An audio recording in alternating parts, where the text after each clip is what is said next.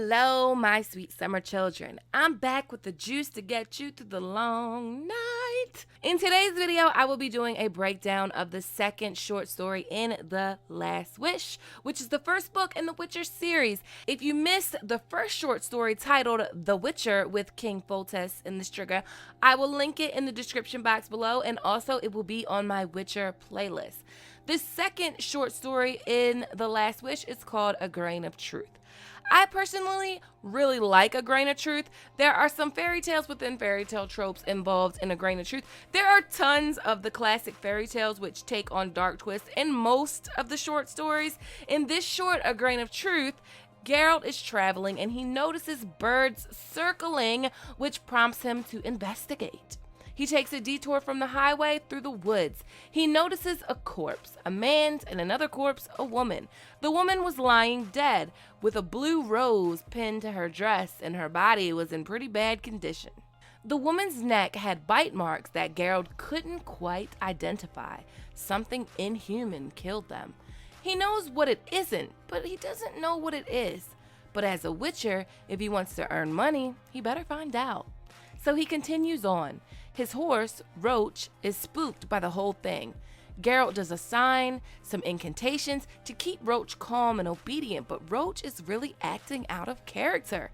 As he's walking, he feels someone watching them, and he notices a girl that's standing on the slope of a hill. She wore a trailing white dress, and she had shoulder-length glossy black hair. Her face was pale, and her eyes were black and enormous. Geralt spoke to her, but she didn't speak back to him, and when he inched closer, the girl ran deep into the forest like a deer.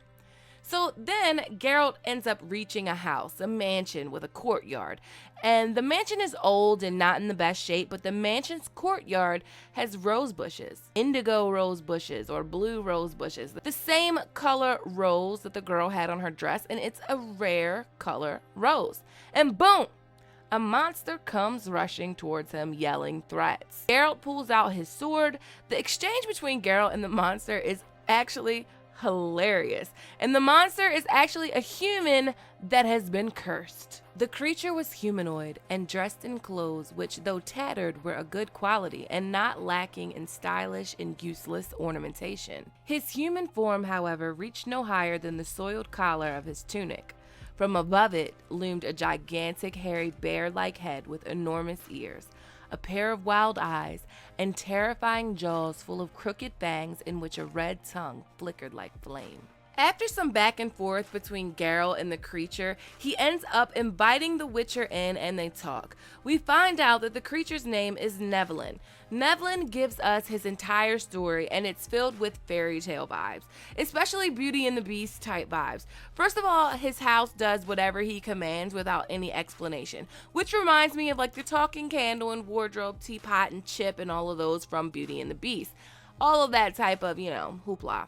I mean, Nivellen's house doesn't talk to him, but his house does do whatever he commands. He says lights and candles burst at the wick with flame. Nivellen is a rich man that inherited his riches from his family. His family's mansion or compound is remote. His father and grandfather were like bridge trolls from fairy tales, like that are extracting their toll, the Walder phrase of this story. Anyone that wandered off the highway and ended up in this remote settlement would lose at the least their fortune, basically like a toll. And that was the least of it. Not many people liked his father or his grandfather. They were like a gang of robbers, basically.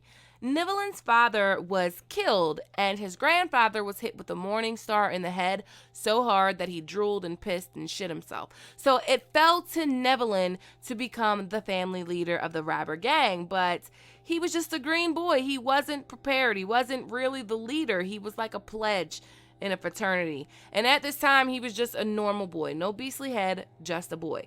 So Nivellen and his gang start doing vile shit. Like shit so vile that even his shitty father wouldn't do or approve of. They ended up going to a temple and robbing it. But there was a young priestess there, and the gang said it was time for Nivellen to become a man. And basically, becoming a man meant to rape the priestess. So while he was becoming a man, the priestess spat on his face and cursed him and then killed herself. And a few days later, he woke up as a beast. Now, as the story continues, there are even more heavier Beauty and the Beast vibes. Basically, when he first sees himself, he loses his shit and accidentally kills everyone around him or scares everyone off and is forced to live alone. Then, one day, a man is picking roses from his garden, and he acts all beastly and commands the man to bring him his daughter. The man says his daughter is only 8, and the beast feels bad for scaring the man and gives him gold and gems. The man tells other people of what happened, and other people show up with their daughters seeking money. The reason that he requested a daughter was because he thought that maybe there was a grain of truth to those old fairy tales his nanny used to tell him, girls turning frogs into prince and so forth. So daughters would come and stay with him for a year or whatever, and he would give their fathers gold, but none of it ever transformed him back to how he was. He was convinced now that it was all for the best and he would stay a beast, or at least that's what he says when Geralt offers to try to break the spell that's been put on him. The Witcher finds out that Nivellen is not alone and asks Nivellen if he wants his help, to which Nivellen replies no. But it seems that he does, or he's confused about the whole thing. The person that is living with Nivellen is Verena, and he's in love with her. But I also think that he's afraid of her.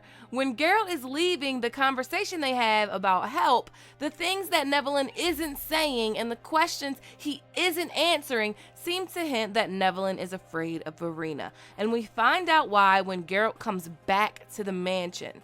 Verena is the girl that Geralt saw that ran into the woods. Geralt thinks that Verena is a Rusalka, which is like an elf. They wear flowing robes and flowers in their hair and dance in the moonlight, but they are also like sirens. They can lure men with beautiful songs. But Geralt is mistaken. He leaves and comes back to a singing Verena on a dolphin in the courtyard, and she's not a Rusalka, even though she purposely tries to portray that she is. You're so like a Rusalka, the Witcher continued calmly, that you could deceive anyone, all the more as you're a rare bird, black-haired one. But horses are never mistaken. They recognize creatures like you instinctively and perfectly. What are you? I think you're a Mula or an Alpor. An ordinary vampire couldn't come out in the sun. The corners of the pale lips quivered and turned up a little. Nivellen attracted you with that shape of his, didn't he? You evoked his dreams. I can guess what sort of dreams they were, and I pity him. The creature didn't move. You like birds? Continued the Witcher. But that doesn't stop you biting the necks of people of both sexes, does it? You and Nivellen indeed, a beautiful couple you'd make, a monster and a vampire, rulers of a forest castle. You dominate the whole area in a flash. You, eternally thirsty for blood, and he, your guardian, a murderer at your service, a blind tool.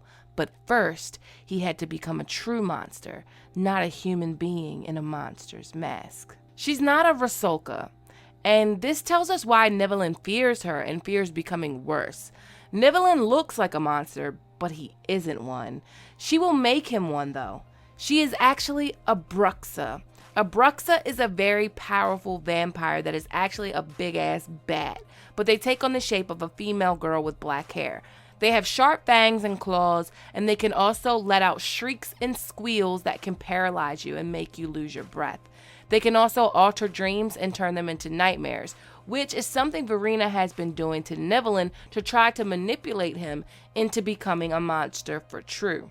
Anyways, Geralt and Verena start to fighting because Verena is a Bruxa. She killed people and she will continue to kill people because she has a never-ending thirst for blood. They fight, Geralt wielding his silver sword and drawing signs. It's a pretty badass fight, to be honest. But while Geralt and Verena are fighting, Nivellen comes outside and tries to intervene. Nivellen ends up impaling Verena on a wooden pole, and Geralt finishes the job and beheads Verena. And after this, Nivellen's face has returned to normal. Incredible, Geralt. After so many years, how is it possible? There's a grain of truth in every fairy tale, said the Witcher quietly. Love and blood. They both possess a mighty power. Wizards and learned men have been racking their brains over this for years, but they haven't arrived at anything except that. That what, Geralt? It has to be true love. So we end the story with a grain of truth from the fairy tales. Love and blood possesses mighty power. Now, Verena either really loved Nivellen or Nivellen either really loved her. I think that she really loved him, which is why when he stabbed her, she didn't scream. She just let out a sigh. But Nivellen killed her. He killed her because he feared her, and he did not want to become a monster. Yes, he was ugly and beastly and full of false threats, but he didn't have it in him to be a cold-blooded killer and to rule the forest with his vampire lover. So he impaled her. The Beauty and the Beast vibes are there with the Rouge, the beastly man that isn't a beast whose lover transforms him into a man again, and the house that obeys. A grain of truth sets up a few things. 1, all monsters aren't monsters. 2, it sets Geralt up again as a morally good person because he does not go back to Nivellen's house because he's getting paid. He's not getting paid. He knows that Verena possesses a threat to Nivellen and he wants to help him. Even after Nivellen has confessed to the awful things that he did to become the way that he is, to become cursed, Geralt still has pity for him. And third, that true love and blood are mighty powers. And this may become important as we continue. But what do you think? Up next is The Lesser Evil. As always, thanks for watching. Thanks to everyone that supports me on Patreon. If you like this video, please give it a thumbs up. Please click that subscribe button, hit that notification bell, and join the Sweet Summer family. Okay, my sweet summer children, have a good day. Shame.